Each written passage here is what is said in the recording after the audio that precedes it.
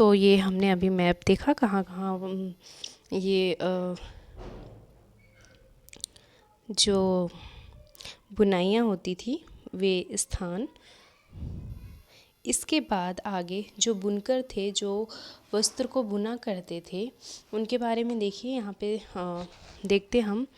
जो बुनकर आमतौर पर बुनाई का काम करने वाले समुदाय के ही कारीगर होते थे। वे पीढ़ी दर पीढ़ी इसी हुनर को आगे बढ़ाते थे। बंगाल के तांती, उत्तर भारत के जोलाहे या मोमीन, दक्षिण भारत के साले और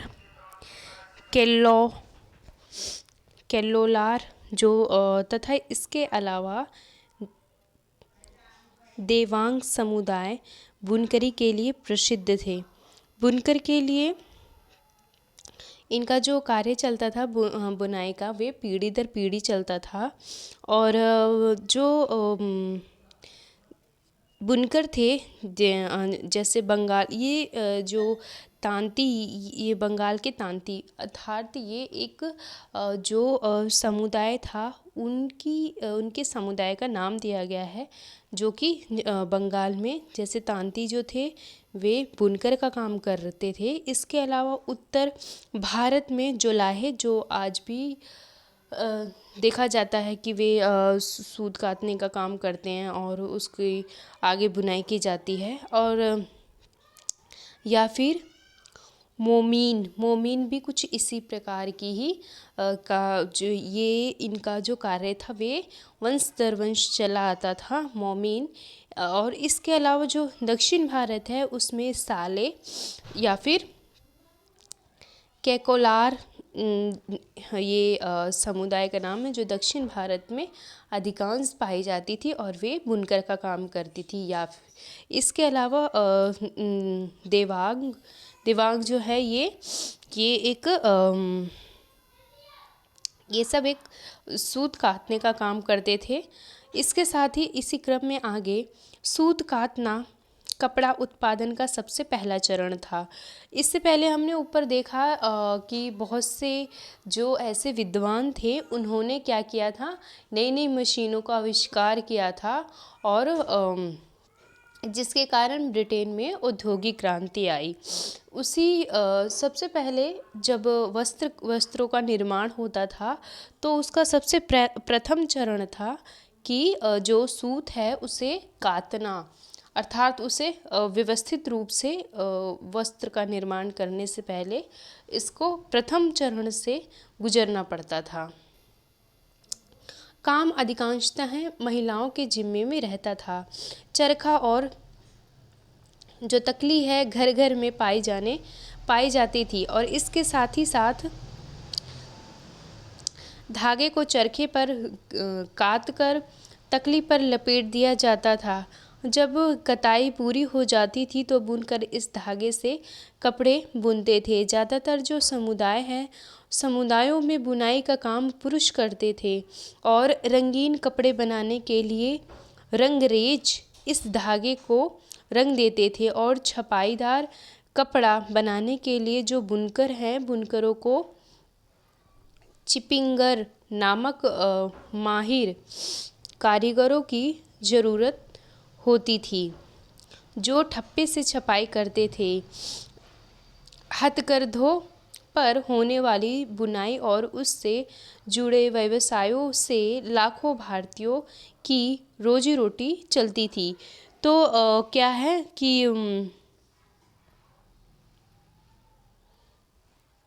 भिन्न भिन्न वस्त्रों के निर्माण के जो भिन्न भिन्न चरण थे, भिन्न भिन्न अवस्थाओं से होकर गुजरते थे और ज़्यादातर अधिकांशतः जो कताई का काम करते थे और अधिकांश महिलाएं होती थी। इसके अलावा उसको वस्त्र का रूप देना और उसमें छपाई करना, कढ़ाई करना, ये सब अधिकांश पुरुष किया करते थे।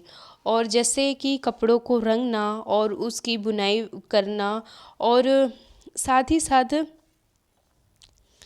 उस पे मोहर लगाना और भिन्न प्रकार के जैसे ठप्पा लगाना वस्त्रों पर उसको रंग रूप देने के लिए। तो इस प्रकार का कार्य हुआ करता था। देखिए उदाहरण के रूप में ये चित्र 9 दिया है। बंगाल का एक तांती बुनकर बेल्जियन चित्रकार सेल्विंग्स द्वारा बनाया गया चित्र 1790 के दशक में।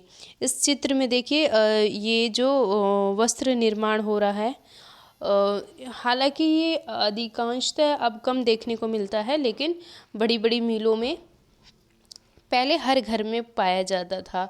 हर सामान्य घर जो होता था किसान के घर में भी पाया जाता था। लेकिन हुआ क्या, अब इसकी जो आवश्यकता, इसका कार्य बहुत सीमित हो गया और ये अब ख़ास तौर पर अब देखने को नहीं मिलता। ये बड़ी बड़ी मिलों में और जहाँ वस्त्र उत्पादन का कार्य होता है वे अधिकांशतः वहाँ देखने को मिलते हैं। देखिए भारतीय कपड़े का पतन। तो इससे पहले अभी हमने देखा जो ब्रिटिश व्यापारी थे जो वस्त्रों का निर्माण किया करते थे, उन्होंने क्या किया,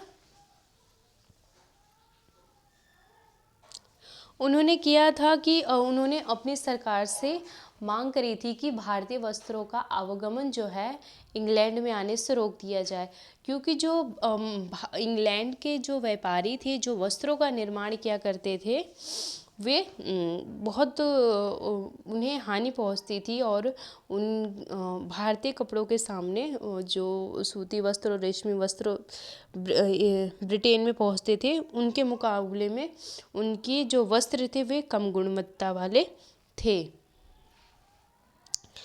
तो अब देखिए ब्रिटेन में सूती कपड़ा उद्योगों के विकास से भारतीय कपड़ा उत्पादकों पर कई तरह के असर पड़े। पहला देखिए अब उसी का प्रभाव बता रहा है जो कि ब्रिटेन पे पड़ा था भारतीय कपड़ों का बाज़ार में आने से। तो प्रथम जो पहला कारण है वे है जो असर पड़ा था, अगर भारतीय कपड़ों को यूरोपियों और अमेरिका के बाज़ार में ब्रिटिश उद्योगों में बने कपड़ों से मुकाबला करना पड़ता था,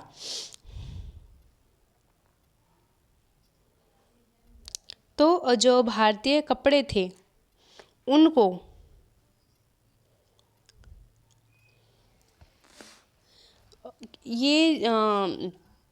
जो भारतीय कपड़े थे उनको यूरोप से और अमेरिका से के जो बाज़ार में जो उद्योग थे, उद्योगपति थे और जो वहाँ के जो वस्त्र होते थे उससे मुकाबला करना पड़ता था भारतीय कपड़ों को। आरंभ में जो भारतीय कपड़े थे वो बहुत अधिक प्रचलित थे और लोकप्रिय थे, लेकिन हुआ क्या, आगे चलकर जब मशीनीकरण हुआ तो वहाँ पर बहुत अधिक तेज़ी से वस्त्रों का उत्पादन होने लग गया। जब वस्त्रों का उत्पादन अधिक तेज़ी से हुआ तो उससे जो भारतीय कपड़े जो हाथों से तैयार हो रहे थे, लेकिन जो ब्रिटेन में और यूरोप के कई भागों में जब मशीनों का आविष्कार हो गया तो मशीनों से उसका निर्माण होने लग गया। उस वजह से जो भारतीय वस्त्र है उसे थोड़ा कम महत्वता दी जाने लग गई और आरंभ में हालांकि इसका जो महत्व था बहुत अधिक था। पहला पतन का कारण भारतीय जो वस्त्र है वो बाज़ार में उसकी कीमतें और उसकी गुणवत्ता को कम पसंद किया जाने लग गया था। इसका कारण पहला ये था कि जो भारतीय कपड़े थे उन्हें बाहरी जब वो भिन्न देशों में जाते थे तो क्या होता था, उन्हें अन्य देशों के कपड़ों के मुकाबले उन्हें मतलब तुलना की जाती थी। और फिर इसके पश्चात इसी क्रम में जो दूसरा चरण है, भारत से इंग्लैंड को कपड़े का निर्यात मुश्किल होता जा रहा था क्योंकि ब्रिटिश सरकार ने भारत से आने वाले कपड़े पर भारी सीमा शुल्क थोप दिए थे। तो प्रथम तो उन्हें मुकाबला करना पड़ता था, अर्थात ये भारतीय कपड़ों की बात कर रहे हैं। इसके अलावा जो दूसरा कारण था वो ये था कि जो इंग्लैंड ने प्रतिबंध लगा दिया था कि भारतीय वस्त्र अब इंग्लैंड में नहीं आएंगे, तो फिर उसमें था क्या, अगर आएंगे भी तो उनको भारी शुल्क देना पड़ेगा, सीमा शुल्क, जिसे टोल टैक्स कहते हैं। तो वो अधिक मात्रा में देना पड़ता था। इसके कारण जो भारतीय कपड़े जो थे वे व्यापार में और अधिक बाहर, देश के बाहर वे उनका महत्व गिरता चला जा रहा था। इंग्लैंड में बने सूती कपड़े ने 19वीं शताब्दी की शुरुआत तक भारतीय कपड़ों को अफ्रीका, अमेरिका और यूरोप के परंपरागत बाजारों से बाहर कर दिया था। इंग्लैंड में बने जो सूती वस्त्र थे 19वीं शताब्दी की शुरुआत में या शुरुआत तक तो भारतीय कपड़ों को अफ्रीका, अमेरिका, यूरोप के परंपरागत बाज़ारों से बाहर कर दिया था। इसकी वजह से हमारे यहाँ हजारों बुनकर बेरोजगार हो गए। तो आरंभ में जब भारत में जो इनकी बुनाई चलती थी वे हाथों के माध्यम से चलती थी और बाहर इसका इसे बहुत अधिक पसंद किया जाता था। लेकिन इंग्लैंड में जो सूती वस्त्र बनने शुरू हुए, फिर बाद में उसमें जैसे मशीनीकरण जुड़ा तो उससे क्या हुआ, जो अफ्रीका है, अमेरिका है और जो यूरोप है, इन सब में क्या हुआ, जब इसमें कंपटीशन होने लग गया तो प्रतिद्वंदिता होने लग गई, तो इससे भारतीय जो वस्त्र थे उसे बाहर कम कीमत पे लिया जा रहा था, महत्वता कम दी जा रही थी, क्योंकि वहाँ के जो वस्त्र थे वो अधिक उत्पादित हो रहे थे और अधिक पसंद किए जा रहे थे। हाथों के मामले, मशीन से जो निर्मित हो रहे थे वस्त्र वो अधिक पसंद किए जा रहे थे।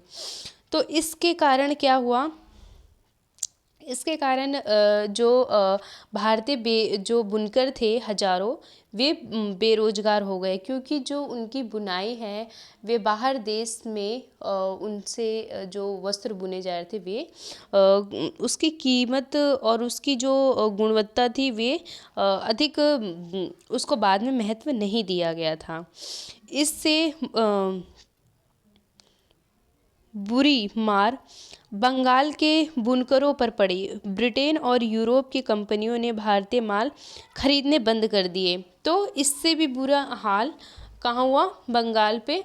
और ब्रिटेन जो और यूरोपीय कंपनी, ये सब इन्होंने भारतीय माल को खरीदना बंद कर दिया और उनके एजेंटों ने तयशुदा आपूर्ति के लिए बुनकरों को पेशगी देना बंद कर दिया था। परेशान बुनकरों ने मदद के लिए बार बार सरकार से गुहार लगाई। आरंभ में जब वस्त्रों की आवश्यकता पड़ती थी, और इससे पहले हमने देखा कि बहुत से ऐसे कई किस्मों के वस्त्र थे और लिस्ट वे तैयार करके भेजते थे कि इस किस्म के इतने थान चाहिए, इतने वस्त्र चाहिए, इतनी गुणवत्ता वाले चाहिए। तो इससे क्या हुआ था, इससे आरंभ में तो ऐसा था, लेकिन और फिर उन्हें जब इनकी वस्त्रों की अधिक मांग थी तो ये बुनकरों को और प्रेरित करते थे और उन्हें आर्थिक सहायता भी देते थे। लेकिन जैसे ही समाज में उस बाहरी देशों में भारतीय वस्त्रों का जो आवश्यकता है वे कम पड़ने लग गई, उसको कम महत्व दिया जाने लग गया, तो भारतीय जो कारीगर थे, वे जो बुनकर थे, उनको आर्थिक सहायता पहले प्रदान हो रही थी, लेकिन अब जब वस्त्र नहीं खरीदे जा रहे थे विदेशों द्वारा भारतीय, तो उससे जो बेरोजगारी बढ़ी और साथ ही साथ जो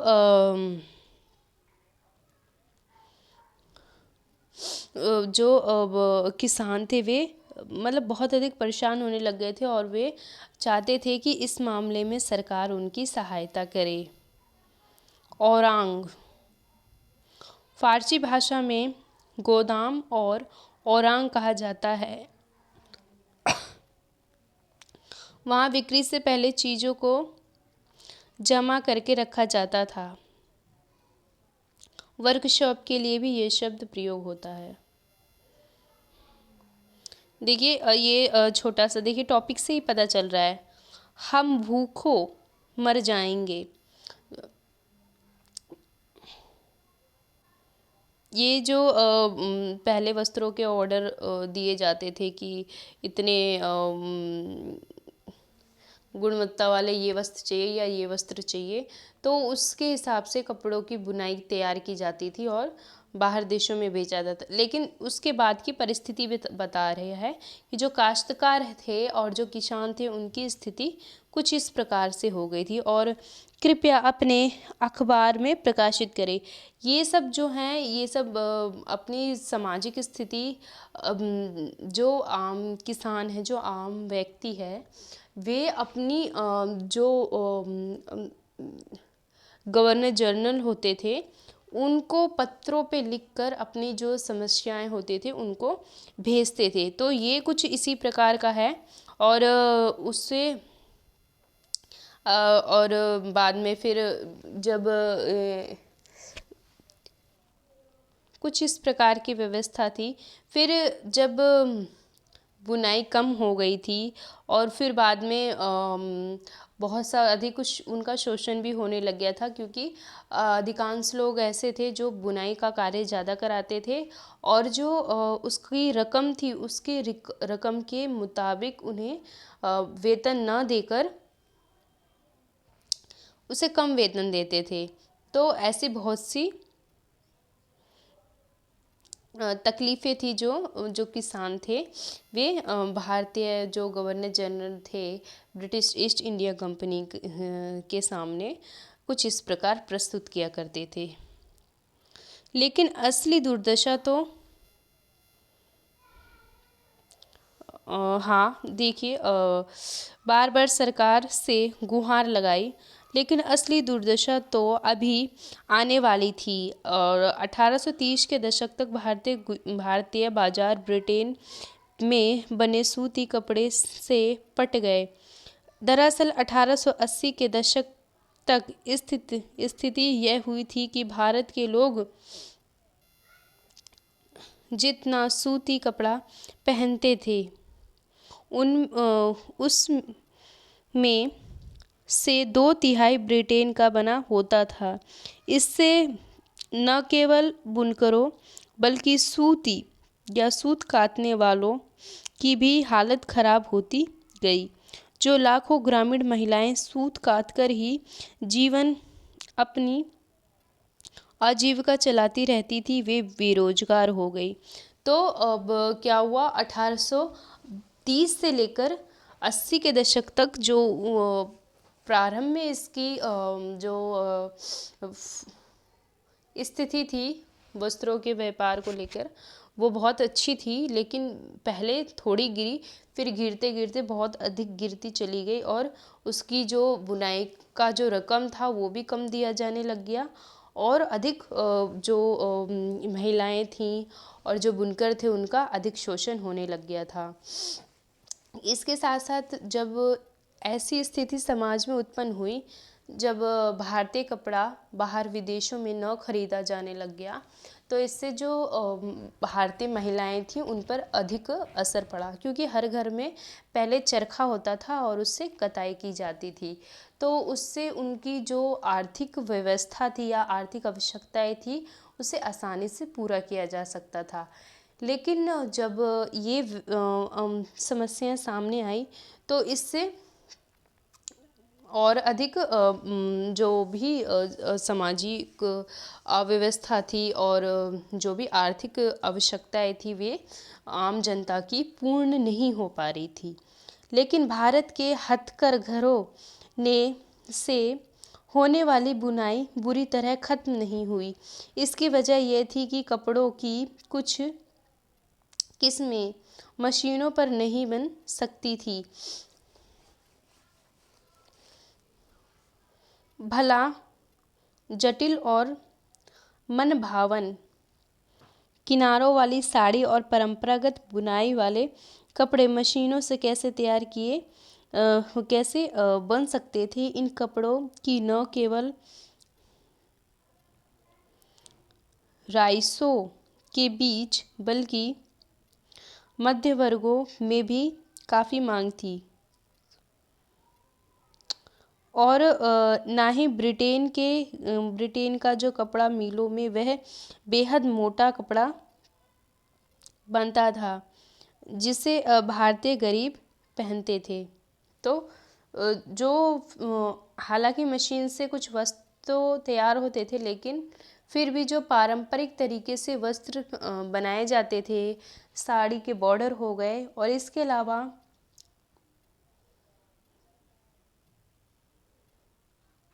भिन्न प्रकार के जो परंपरागत रूप से वस्त्रों की बुनाई करके वस्त्रों का निर्माण किया जाता था, ये सब मशीनों से संभव नहीं था। कुछ तो संभव था, लेकिन अब मशीनों से जब वस्त्र तैयार होंगे और हाथ से तैयार होंगे तो दोनों की गुणवत्ता में अंतर जरूर होगा,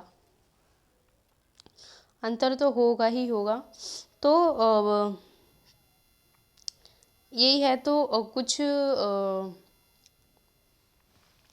जो मशीन से वस्त्र बनाए जाते थे वो मोटे होते थे अधिकांशतः, और इसके अलावा जो भारतीय जो किसान थे या फिर जो बहुत अधिक जिनकी निम्न अवस्था थी, तो वे अधिकांशतः उसे ही खरीद कर पहनते थे, क्योंकि वे सस्ती कीमत पर उपलब्ध थी। वे मशीन से तैयार होती थी और मशीन से तैयार होने के कारण उनकी कीमत कम होती थी। अपने पश्चिमी भारत में स्थित शोलापुर और दक्षिण भारत में स्थित मदुरा का एक जिक्र जरूर सुना होगा। यह शहर 19वीं शताब्दी के आखिर में बुनकरी के नए महत्वपूर्ण केंद्र बनकर सामने आए।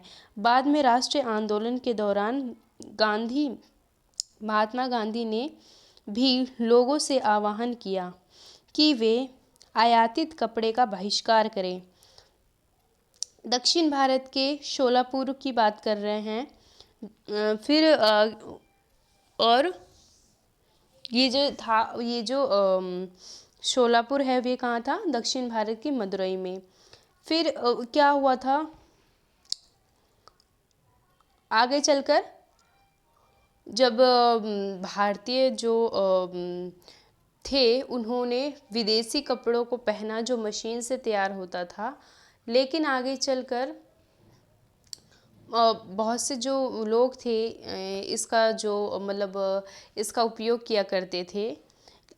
आगे चलकर जब राष्ट्रीय आंदोलन हुए और महात्मा गांधी ने ऐसा आह्वान किया कि जो बाहर से वस्त्र आ रहे हैं और जिनका उपयोग वे कर रहे हैं उसका वे बहिष्कार करें, उनका आग्रह था। जो आंदोलन चले थे, जो महात्मा गांधी के आंदोलन जितने भी चले थे उसमें सर्वप्रथम इन्होंने इसी पे ही बल दिया था कि जो भारतीय आयातित जो वस्त्र हैं उसका बहिष्कार किया जाए पूर्ण रूप से, और जो हाथ से कते हुए सूत और हाथ से बने कपड़े ही पहने। तो क्या था, वे इस पर बल दिया करते थे कि वे हाथ से बने जो सूत हैं, जो भारतीय आम परिवार जो तैयार करता है कताई करके, उसका उपयोग करे जो भारत में निर्मित है। और इस तरह खादी राष्ट्र का प्रतीक बनती चली गई। तो अब बाद में हमने देखा था महात्मा गांधी ने खादी के वस्त्र पहनना शुरू कर दिए थे। आरंभ में जब ये आए थे 1915 के आसपास, तो इन्होंने भी भारतीय विदेशी कपड़े पहने थे, लेकिन बाद में जब वे आंदोलन से जुड़े और भारत के लिए उन्होंने आवाज़ उठाई तो उन्होंने भी अपने विदेशी वस्त्रों को त्याग दिया और जो खादी से बने निर्मित वस्त्र थे उनको ग्रहण किया था, उनको धारण करते थे, और वे अपने जीवन के अंतिम समय में भी इसी वस्त्र को फिर इन्होंने अपनाए रखा। तो अब भारत की पहचान बन गई। 1931 में उसे भारतीय राष्ट्रीय कांग्रेस के तिरंगे झंडे के बीच वाली जो पट्टी में जगह दी गई 1931 में। हालांकि पूर्ण रूप से उस समय जब राष्ट्र के झंडे में उसे स्थान दिया गया था तो वो कुछ इस प्रकार का था, वो पूर्ण रूप से चरखा था, कुछ इस प्रकार का ऐसा चरखा सा बना हुआ था। तो लेकिन बाद में क्या हुआ, इस हिस्से को हटाकर सिर्फ एक चक्र रखा गया बीच में, जिसमें 24 लाइन होती हैं कुछ ऐसी ब्लू कलर की। तो इसे इस प्रकार इसका क्रम रहा है।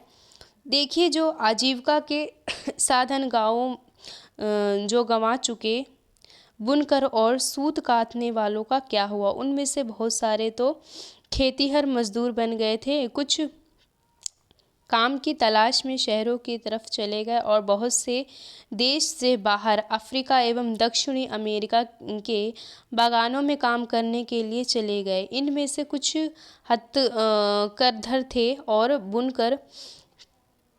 बुनकरों को मुंबई, अहमदाबाद, शोलापुर, नागपुर, कानपुर में खुले नए कपड़ा कारखानों में नौकरी भी मिली। तो बहुत से लोग पहले तो ये सब जो कार्य था वे अपने घर पे ही बैठकर आसानी से किया करते थे, लेकिन बाद में इसमें कई समस्याओं का सामना करना पड़ा और वे कुछ ने तो अपने पारंपरिक खेती को अपनाए रखा और कुछ ने शहर छोड़ दिया, वे शहर की ओर चले गए काम की तलाश में। और कुछ जो थे वे अब जो बुनकर का बड़ा बड़ा केंद्र था, जैसे अहमदाबाद, शोलापुर, नागपुर और मुंबई, इन सब स्थानों पर जाकर अपनी जो दैनिक जीवन है उन्होंने उस कार्य को अपनाया और अपना जीवन चलाया। सूती कपड़ा मिलों का उदय। भारत में पहली जो सूती कपड़ा मिल थी वे 1854 में मुंबई में स्थापित हुई। कहाँ हुई? मुंबई में 1854 में भारत का पहला सूती कपड़ा मिल। और फिर इसके बाद यह कताई मिल था। 19वीं शताब्दी की शुरुआत से ही भारत से इंग्लैंड और चीन को होने वाला कच्चा कपास का निर्यात के लिए मुंबई एक महत्वपूर्ण बंदरगाह बन चुका था। तो भारत का जो कपास था वह निर्यात होता था, वे किसी अधिकांशतः होता था, वे सबसे पहले इंग्लैंड को जिनकी कंपनी थी ईस्ट इंडिया कंपनी, और इसके साथ ही साथ भारत के पड़ोसी देश चीन को, इनको सबसे पहले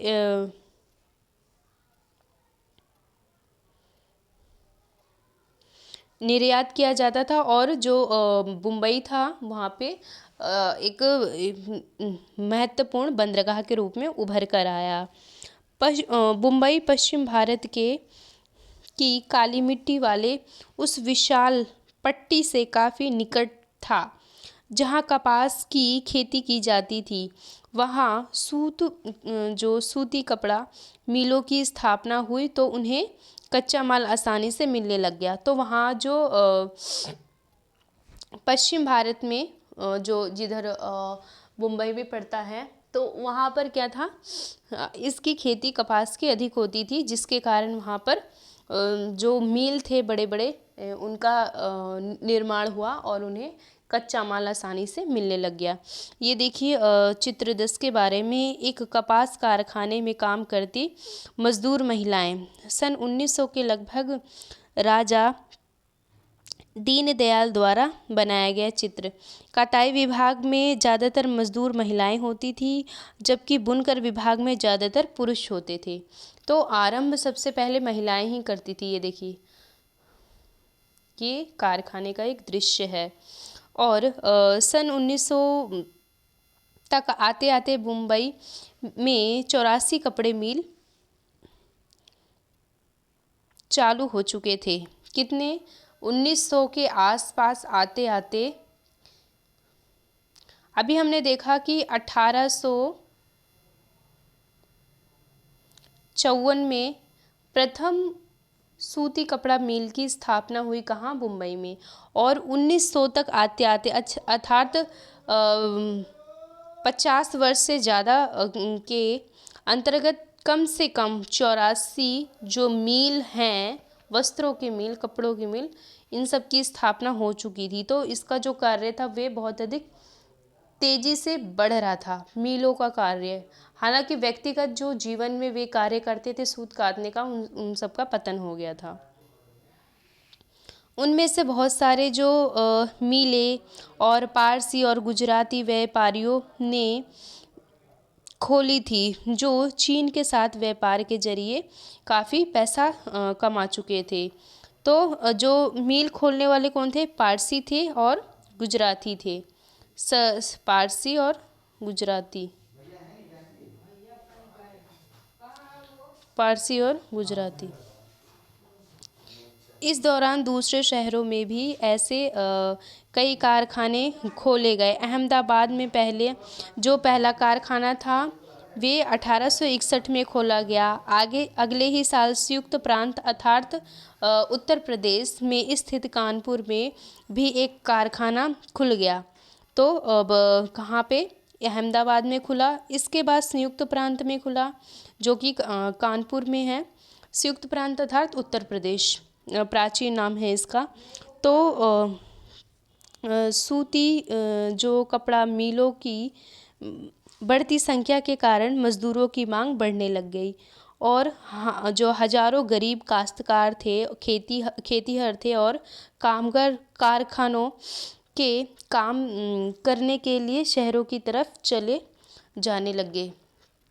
तो अब ये धीरे धीरे शहरों की तरफ बढ़ने लग गए जब बड़े बड़े मिल खुले और तो उसमें जो कारीगर थे उनकी आवश्यकताएं अधिक बढ़ी और इसके प्रभाव से जो कामगार थे जिनको तलाश थी कार्य की, वे बढ़ते चले गए। प्रारंभिक कुछ दशकों के दौरान भारतीय कपड़ा कारखानों को बहुत सारी समस्याओं से जूझना पड़ा। सबसे पहले समस्या तो यह थी कि इस उद्योग को ब्रिटेन से आए सस्ते कपड़ों का मुकाबला करना था। ज़्यादातर देशों में सरकारें आयातित जो वस्तुओं पर सीमा शुल्क लगाकर अपने देश में औद्योगिकरण को बढ़ावा देती थी। प्रारंभ में जब वस्त्रों के मिल खुले तो जब इन्हें अपने वस्त्र बाज़ार में लेके जाने थे या बाज़ार में कहीं विदेश में इसका व्यापार करना था, तो उनको सबसे पहली समस्या इससे जूझना था कि वे जो ब्रिटेन है उसके साथ एक तो मुकाबला करना था और इसके साथ ही साथ ब्रिटेन ने अधिक सीमा शुल्क लगा रखा था भारतीय जो वस्त्र थे कि उस पे सीमा टोल टैक्स अधिक लगा रखा था।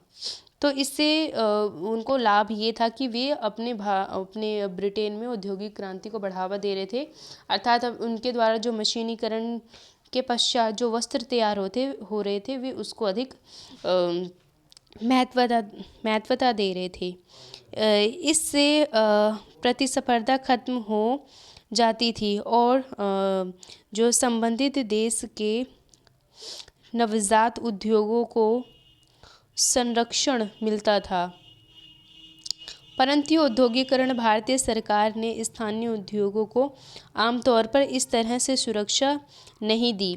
जैसे कि प्रारंभ में कई जो अभी हमने देखी ऊपर कई समस्याएं थी, उनका सामना करना पड़ा जो भी मिल मालिक थे उन सबको।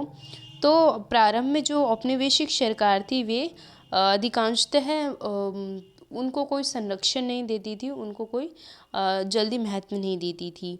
तो लिहाजा भारत में औद्योगिक सूती वस्त्र उत्पादन में पहली बड़ी लहर प्रथम विश्व युद्ध के समय दिखाई दी।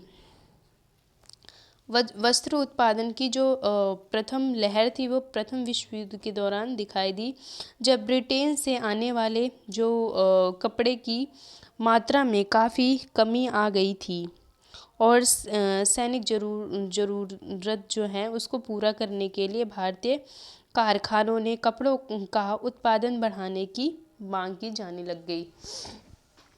तो जब अब इसकी मांग, भारतीय कपड़ों की मांग कब बढ़ी, जब ब्रिटेन को थोड़ा कई समस्याओं का सामना करना पड़ा, थोड़ा ही नहीं, कई, क्योंकि प्रथम एक तो विश्व युद्ध है, तो विश्व युद्ध कोई साधारण युद्ध नहीं है।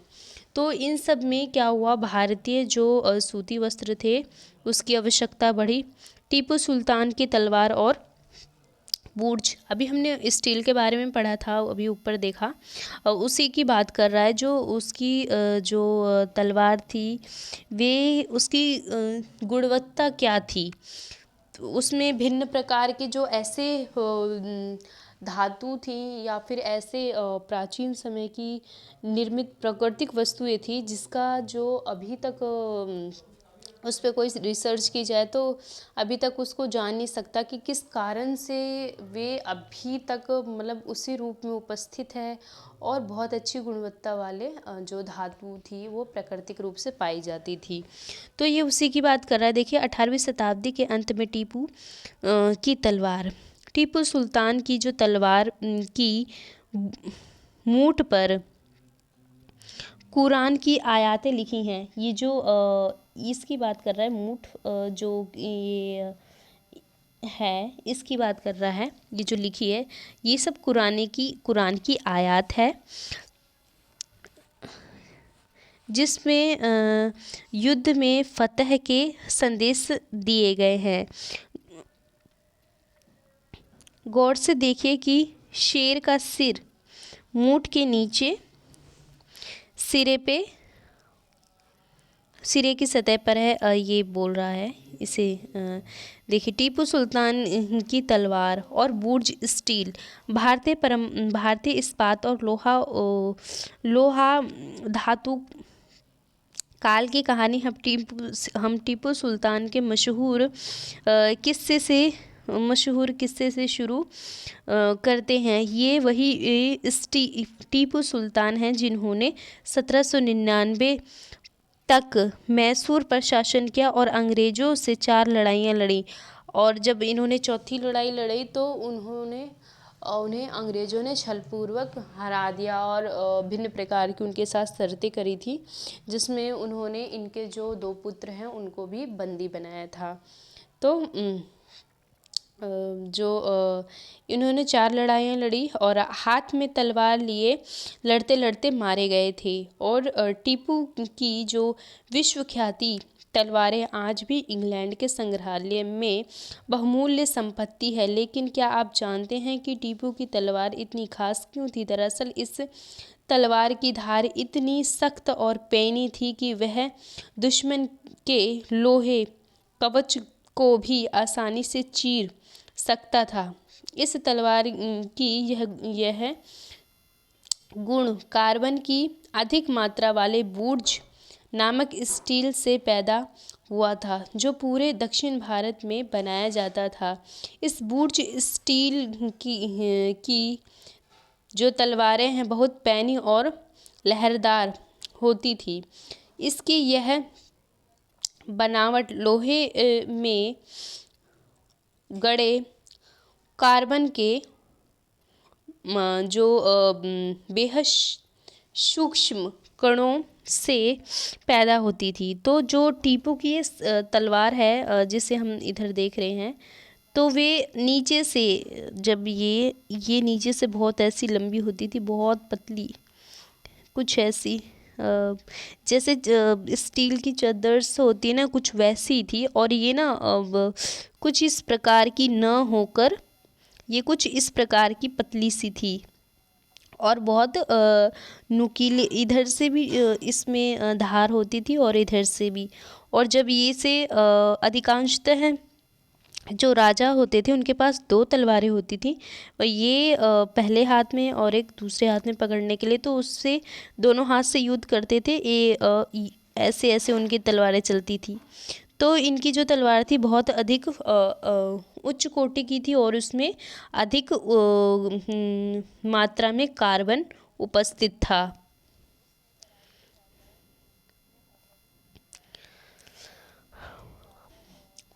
तो ऐसी जो ये अभी भी कहाँ है, जो इंग्लैंड है उसके जो म्यूज़ियम है उसमें रखा है, संग्रहालय में।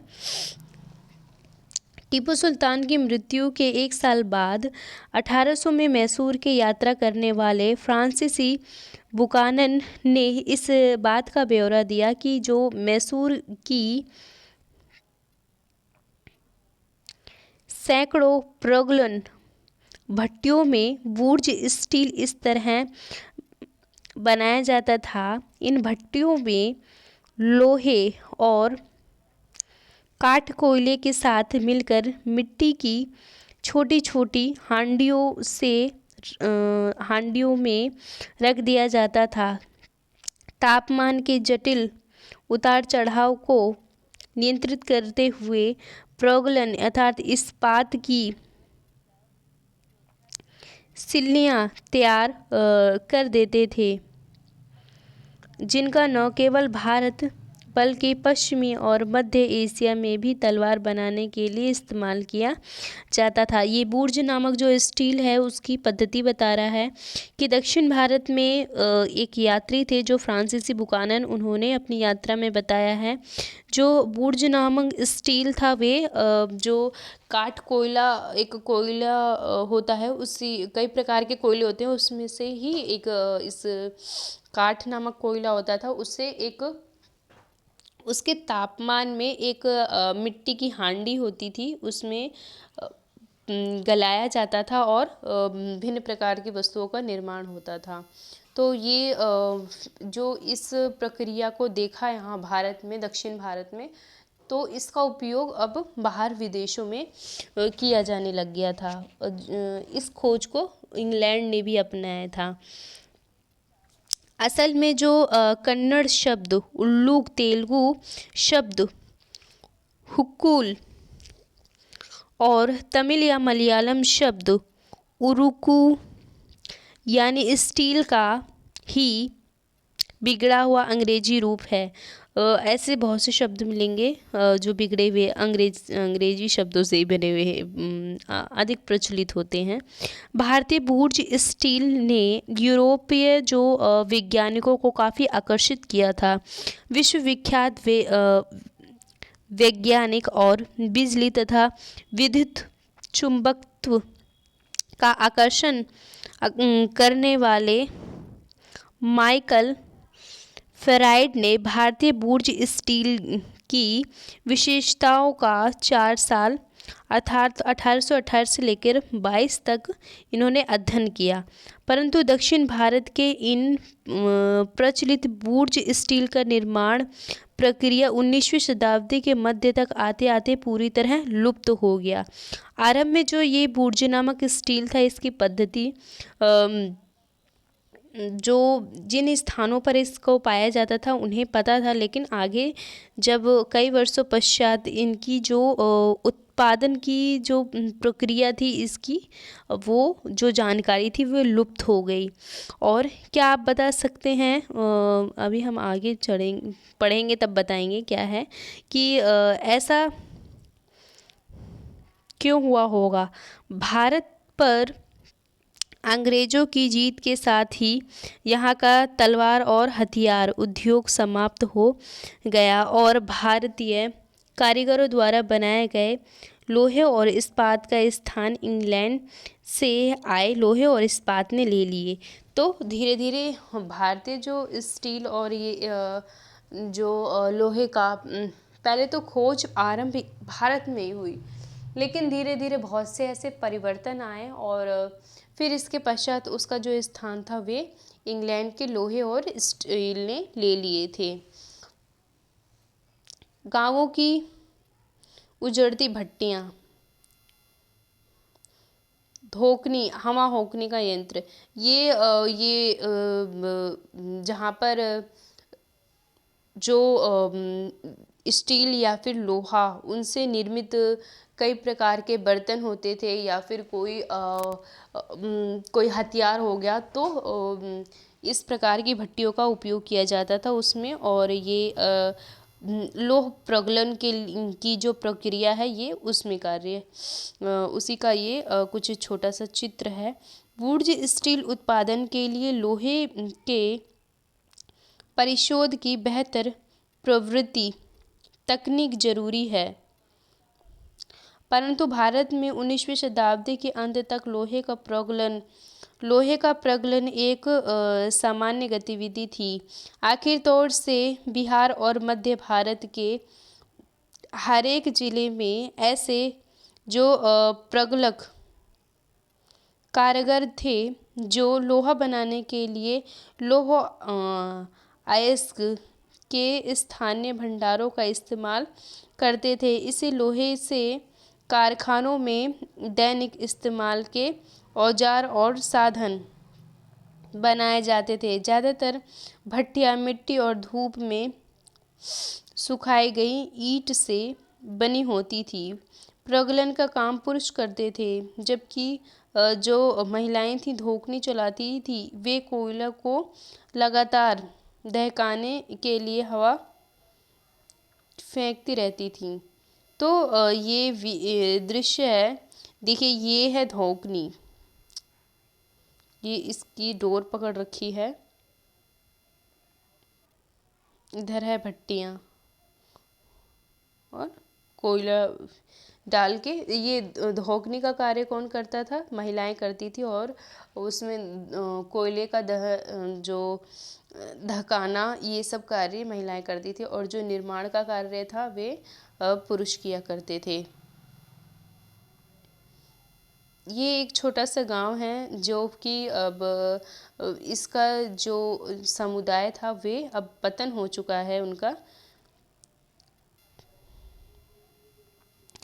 मध्य भारत के एक गांव जहां लोहा प्रगलन का अग्रिया समुदाय रहता था। ये उनका ये गांव का एक छोटा सा दृश्य है। 19वीं शताब्दी के अंत तक आते आते लोहे प्रगलन का हुनर खत्म हो गया था और ज़्यादातर गांवों में भट्टियां ठंडी पड़ चुकी थी और लोहे का उत्पादन गिरता जा रहा था। ऐसा क्या हुआ? इसकी एक वजह तो नए एवं वन कानून ही थे, जिसके बारे में आप अध्याय 4 में पढ़ चुके हैं। हमने देखा था वन कानून, जिसमें प्रवेश करना, उसके फल एकत्रित करना और या फिर किसी प्रकार की खेती करना, उस पर रोक लगा दी गई थी। तो ये उसी की बात कर रहा है। तो उससे क्या होता है, अब प्रगलन के लिए कोयले की और जो ईंधन होती है उसकी आवश्यकता पड़ती थी, जो उन्हें जंगल से प्राप्त होते हैं। लेकिन इस कानून के आने की वजह से बहुत से जो इस कार्य को करने वाले थे वे इसे छोड़ चुके थे। और जब औपनिवेशिक सरकार ने आरक्षित वनों में लोगों के प्रवेश पर पाबंदी लगा दी, तो जो लोहा बनाने वालों को कोयले के लिए भला लकड़ी कहाँ से मिलती और लोहा अयस्क भी वे कहाँ से ला सकते थे। वन कानूनों को नज़रअंदाज करते हुए वे अक्सर चोरी छिपे जंगलों में जाकर लकड़ी इकट्ठा कर लेते थे, परंतु लंबे समय तक केवल इसी तरह अपना कारोबार जारी नहीं रख सकते थे। हाँ, तो आरंभ में कुछ इस प्रकार की व्यवस्थाएं कर सकते थे, लेकिन ऐसी व्यवस्थाएं भी अधिक लंबे समय तक नहीं चल सकती। परंतु क्या हुआ, लंबे समय तक केवल इस तरह अपना जो कारोबार है जारी नहीं रखा जा सकता। लिहाजा बहुत सारे जो कारीगरों ने यह पेशा छोड़ दिया और वह आजीविका के दूसरे साधन ढूंढने लगे। कुछ क्षेत्रों में सरकार ने जंगलों में आवाजाही की अनुमति थी, लेकिन जो प्रगलक है, जो लोहा प्रगलन का कार्य करते थे, को अपनी प्रत्येक भट्टी के लिए वन विभाग को बहुत सारे कर चुकाने पड़ते थे, जिससे उनकी आय गिर जाती थी। 19वीं शताब्दी के आखिर तक ब्रिटेन से लोहा और इस्पात का आयात भी होने लग गया था। भारतीय लोहार भी जो घरेलू बर्तन और औजार आदि बनाने के लिए आयातित लोहे का इस्तेमाल करने लग गए थे। इसकी वजह से स्थानीय प्रगल्भों द्वारा बनाए जा रहे लोहे की मांग कम हो गई थी। तो लोहों का उपयोग किया जाता था अधिकांशतः धीरे धीरे बाहरी इंग्लैंड का जो ये इस्पात था ये आने लग गया था, जिसके कारण भारतीय निर्मित जो भी औजार थे उसका कम हो गया था प्रयोग, या उसकी आवश्यकताएं भारत में कम की जा रही थी। 19वीं शताब्दी के आखिर तक ब्रिटेन से लोहा और इस्पात का आयात भी होने लग गया था। अब देखिए अपनी जो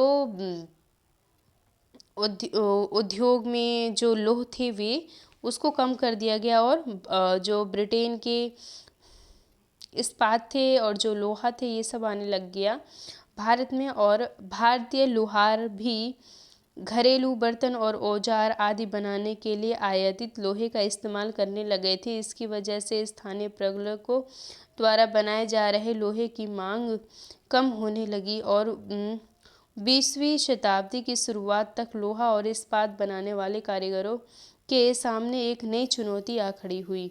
भारत में लोहा एवं इस्पात कारखाना उत्पादन धातुमय जो धातु निर्मित होती है उससे जो भी बचा खुचा जो कचरा होता है उसे कहा जाता है।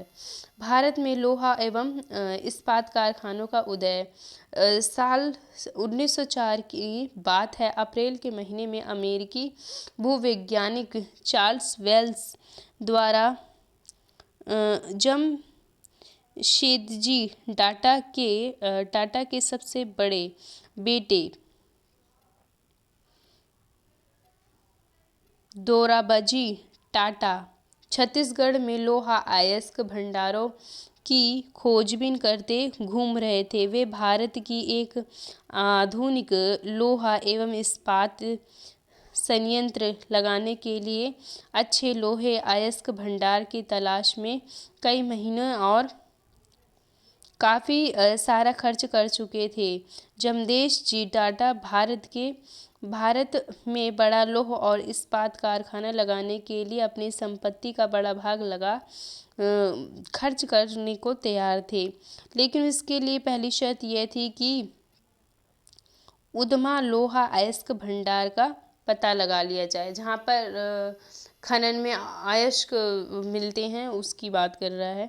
और एक दिन कई घंटे तक जंगल की खाक छानने के बाद वेल्ड और दोराबजी एक छोटे से गांव में जा पहुँचे। वहां उन्होंने देखा कि कुछ स्त्री पुरुष टोकरियों में भरकर लोहा अयस्क ले जा रहे हैं। ये जो आर्य समुदाय के लोग थे, जब उनसे पूछा गया कि वे जो अयस्क है कहाँ से ला रहे हैं, तो उन्होंने दूसरे स्थान एक पहाड़ी की तरफ उंगली उठा दी। जो वेल्ट और दोराबजी घने जंगल से होते हुए काफ़ी देर बाद थक कर उस पहाड़ी पर जा पहुँचे। पहाड़ी का अध्ययन करने के बाद वेल्स ने बताया कि उसे जिस चीज़ की तलाश थी वह मिल चुकी है। रजहारा पहाड़ियाँ दुनिया के सबसे बेहतरीन लोहा अयस्क भंडार में से एक थी। तो जो भी ये ब्रिटेन के लोग आए और यहाँ पर इन्होंने खोज करी किसकी, इन लोह अयस्क की। और जो ये समुदाय था, आर्य समुदाय जो था, इन्हें इस इस्पात के बारे में पता था।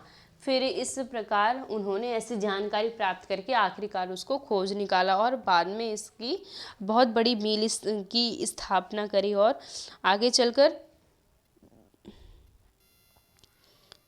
लेकिन जो परेशानी थी यहाँ पर, यह सूखा इलाका था और जो कारखाना चलाने के लिए आसपास कहीं पानी नहीं था। लिहाजा जो कारखाना लगाने के लिए सही जगह के बारे में टाटा की तलाश जारी रही और आर्य समुदाय के लोगों ने ही लौह अयस्क का एक और स्रोत ढूंढने में मदद दी, जहां से बाद में भिलाई स्टील संयंत्र के को अयस्क की आपूर्ति की गई। तो अब दो स्थान मिल गए लौह अयस्क के, जो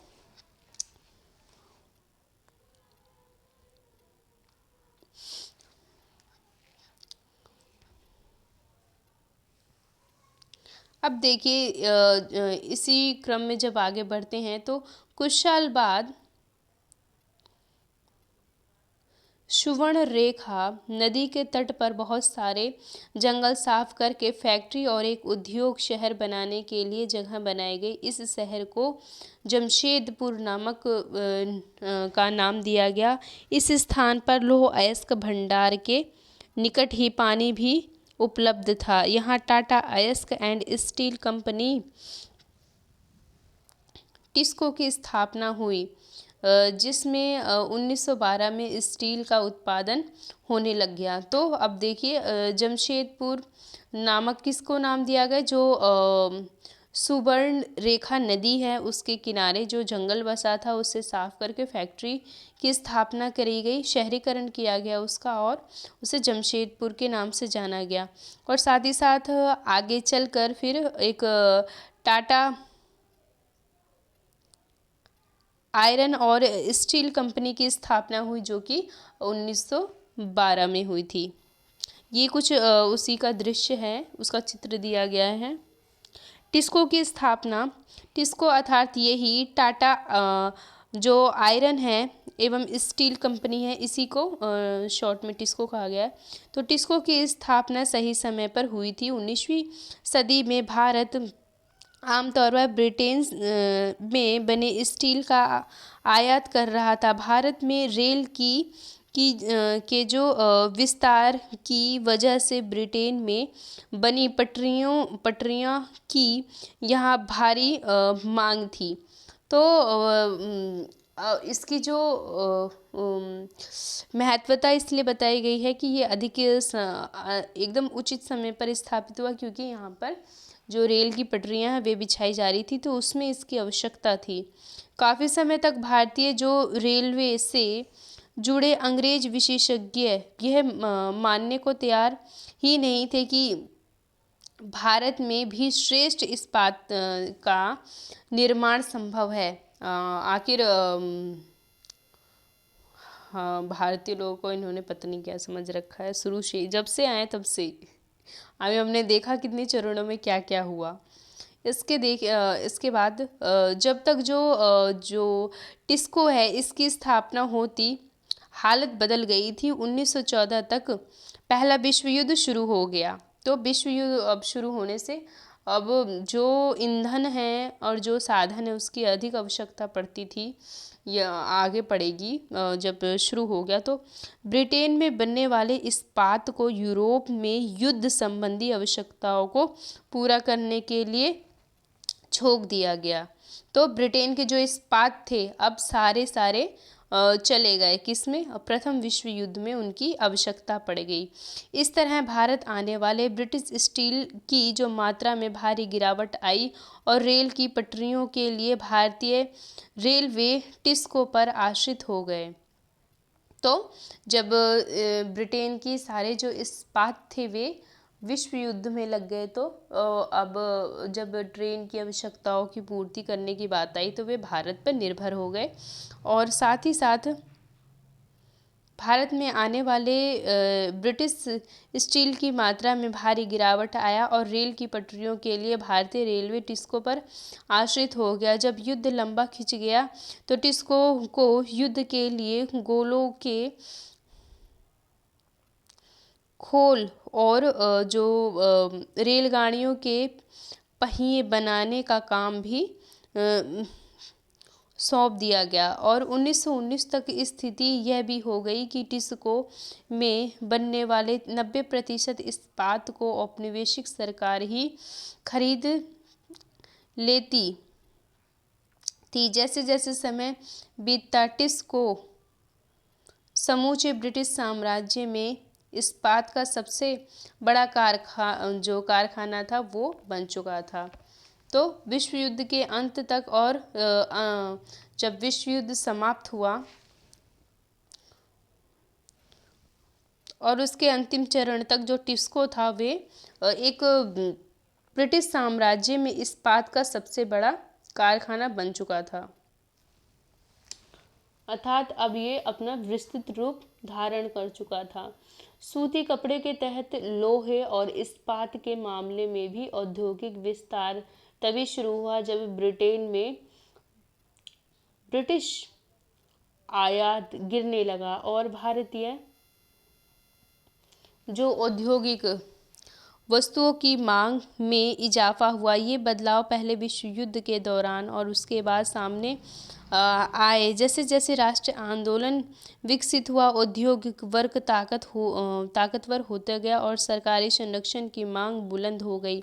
भारत पर अपना नियंत्रण बनाए रखने के लिए संघर्षरत ब्रिटिश सरकार को औपनिवेशिक शासन के आखिरी दशकों में इनमें से बहुत सारी मांगें माननी पड़ी। तो जब इस प्रकार ये भारतीय इस्पात केंद्र अपनी शक्तियाँ बढ़ाते चला गया और इसका जो उत्पादन था वो अधिक बढ़ता चला गया, तो बाद में जब ये इतना अधिक शक्तिशाली हो गया तो ब्रिटिश सरकार जो थी उनकी कई मांगें इन्होंने पूर्ण करी और बहुत से ऐसे युद्ध हुए जिसमें आगे चलकर इस टिस्को ने अपना सहयोग प्रदान किया था। तो आज के लिए इतना ही। अब मिलते हैं हम अपने अगले चैप्टर में। तब तक के लिए ओके, बाय बाय।